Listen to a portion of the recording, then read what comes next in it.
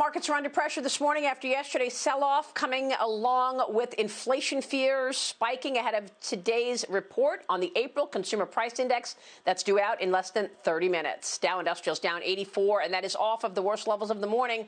Joining me right now in an exclusive interview is the Chairman and CEO of Bank of America, Brian Moynihan. Brian, it's great to see you this morning. Thanks so much for joining me. It's great to be here with you, Maria, and it's fun to hear a little bit of your family history from the segment before.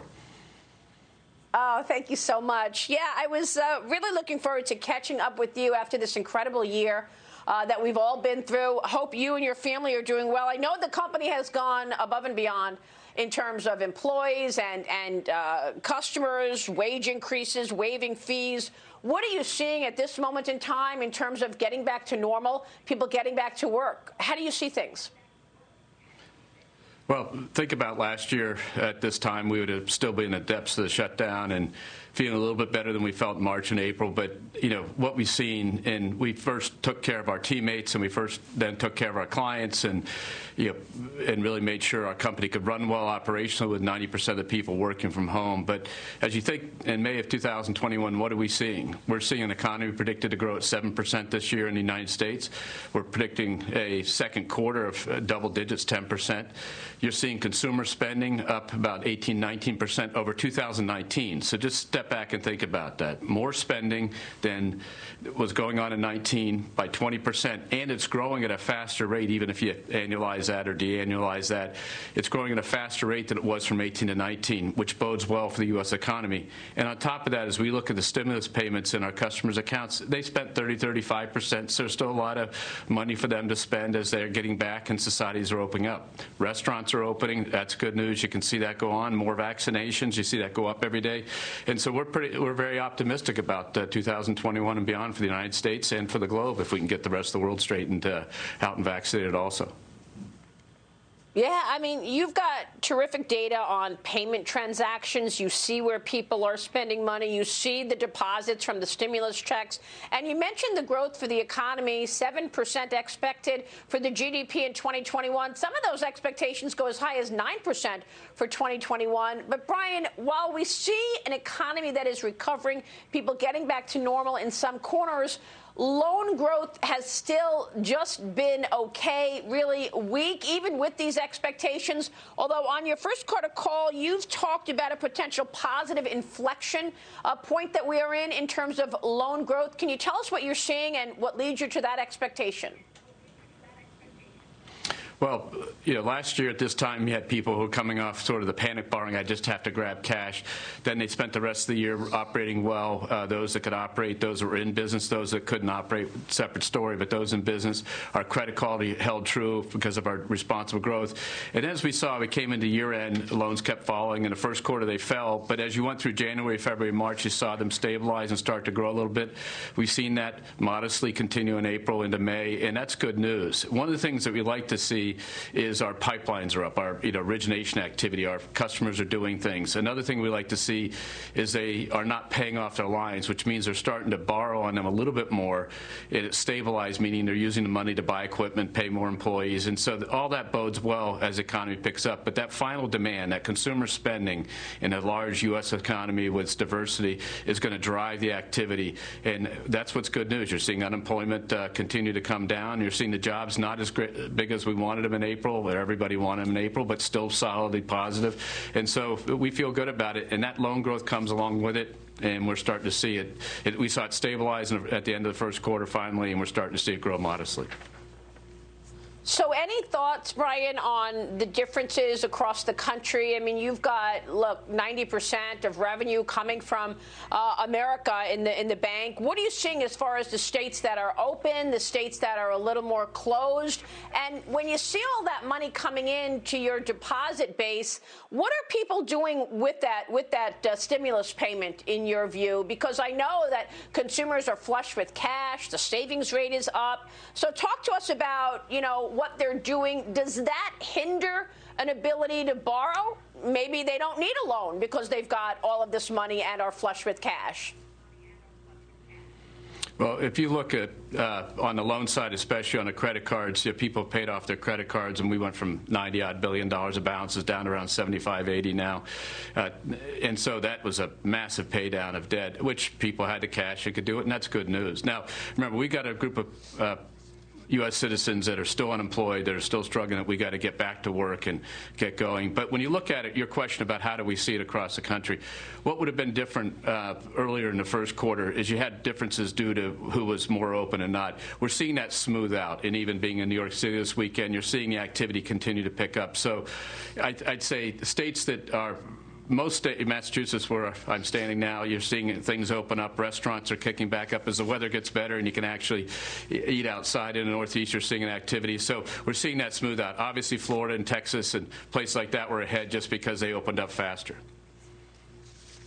What about industries, Brian? Tell me about lending to small businesses. Are you seeing some of those industries that were hard hit, I'm talking about hotels and motels and restaurants, begin to come out of it? Or are you also seeing some of those stay-at-home industries, the entertainment, the Netflixes of the world? Are you seeing that momentum continue? Can you talk to us about small business lending and the differences within industry?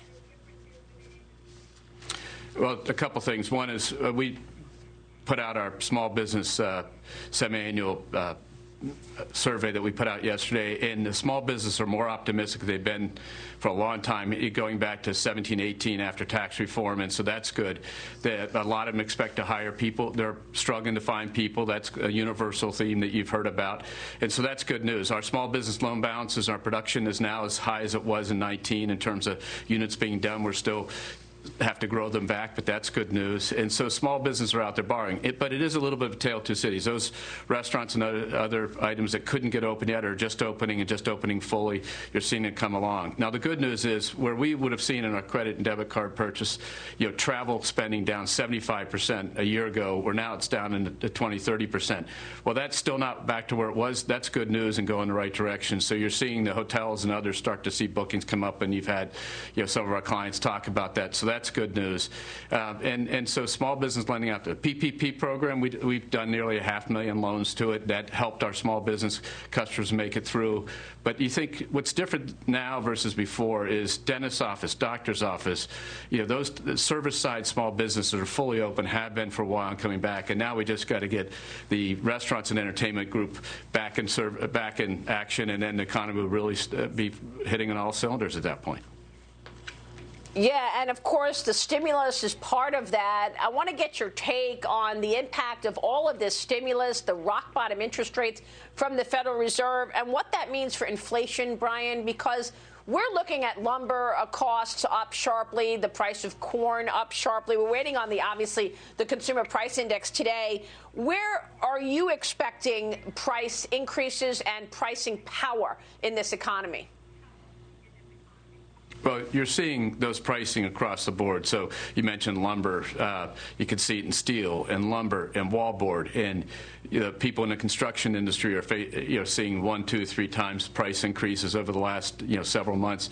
You're seeing it in things like resin to make plastic products, and the shortages there. And a lot of it comes out of Texas, and the weather slowed that down, and it still hasn't recovered. You're also seeing we've got to get the ports back fully on stream. And a lot of discussion about the Suez Canal. The reality is the ports in the U.S. need to get fully operational, and they're gaining steam, and that will then help the goods come in and help the economy in the United States. So all that's got to get done. And so there are the real question on the table, and you talk about it with a lot of your guests, and I'll be the same person. The worry is, will we get the inflation question right? And will it be temporary? A price rise from 100 to 115, if it's not followed by an expectation it's going to continue to go up, that's temporary inflation. That price still went up and has to be absorbed by the economy. But if the prediction isn't going to go from 115 to 130, instead 115 to maybe 118, then people would say that's a temporary inflation, that we've had a bump, but then it smooths out, and the expectation to be prices won't rise. That is a difficult thing for everybody to manage, and you're seeing that debate go on daily in the market. So yes, input prices are going up. The question is whether they quit going up when supply chains and other things are disrupted, get back to normal. And that will be the debate we're going to be fighting with for the next several months, with the experts having views on both sides. our company is positioned well no matter what. And my personal view is we have to be careful to make sure the inflation doesn't get ahead of us, and I think the Fed is going to be diligent in that respect also.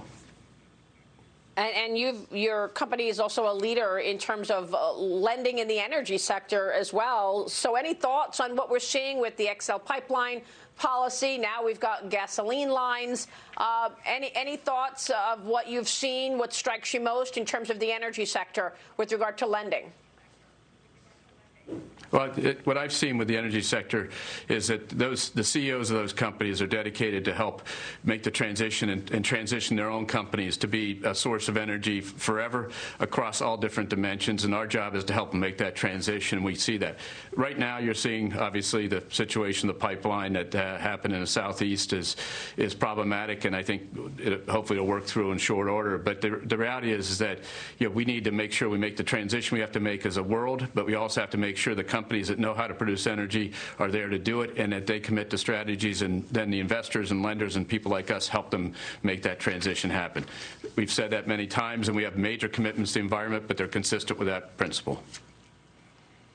Brian, you've been able to de-risk this company, have done an incredible job in that regard in terms of managing costs. There's a lot of discussion now about the fact that B of A's securities book is almost as big as the loan book after purchasing $170 billion of securities in the quarter. Talk to us about that, and of course the other spending priority that you've had in terms of spending on technology, expanding your digital banking platform during COVID-19. You reported 40.3 million active digital users during the first quarter, higher than last year. And I know that we all know at this point how to transfer money over one account to another one or paying a bill. You showed a slide in a slide deck during your quarterly report about the fact that sales are increasing from specifically the digital platform. Tell us about that, and also got to understand better why you bought $170 billion in securities over the quarter. Well, it all starts from the success we have with our customers and clients across all our businesses. We have top market share. We're growing faster in the market. It's the success of the talent team at Bank of America deploys against that wonderful customer base every day in a high-touch, high-tech setting. So our deposits have grown $300 billion plus year over year. So we had to put that money somewhere. Loan demand hasn't been as high, and we've been deploying it in securities. We have $1.8 trillion in deposits, and we have about $900 billion in loans. And so you can see that we need to invest that money to help get the return for the shareholders. Our digital platform, 40 million consumer customers using in all dimensions, and what we're seeing is well over half of our sales are digital. We have 2 billion digital interactions a quarter now. It is just a massive program. Our Zelle program is seeing massive amounts of money transfer going through each quarter, 50 billion. I think last quarter was a number, 17 million user. Erica, which is a digital assistant for you, so you can just talk to it and it'll do your banking for you, has tens of millions of users and continues to grow wildly. But what's been interesting in the pandemic, you've seen that go across businesses, into the commercial businesses, into the wealth management businesses. So they are adapting paperless, digital interface. Erica in the private bank is up massively year over year. And so, but we are a high-touch, high-tech company, and that's why we're getting our team back to work and visiting clients, and hundreds of clients meetings going on face-to-face as we speak. But on the other hand, that digital platform served us well and will continue to serve us well, and is a chance for us to make a great experience for our customers and to make money for our shareholders. I love it. And by the way, Merrill Lynch making money. Congrats on Merrill Lynch blowing the cover off the ball in this capital markets environment where we are seeing activity. Real quick before you go, Brian, you were told at the beginning of the pandemic no dividend increases. I know we're coming up to a period where you will be able to loosen that up. Are you expecting B of A to raise its dividend in the third quarter? We'd expect to, assuming we get through the stress test, which is in a process, and I'm sure we will, and the new rules come in, we expect to increase our dividend and increase our share buybacks because, frankly, it's simple. We're making good money, doing a great job for our customers and a great job for society, and therefore our shareholders ought to benefit too. So that's what we'll do. All right. We are watching growth across the platform in wealth management as well. Great to talk with you this morning. Brian, thank you so much. Thank you, Maria. Stay safe. We'll see you soon. Brian Moynihan is the CEO and Chairman of Bank of America.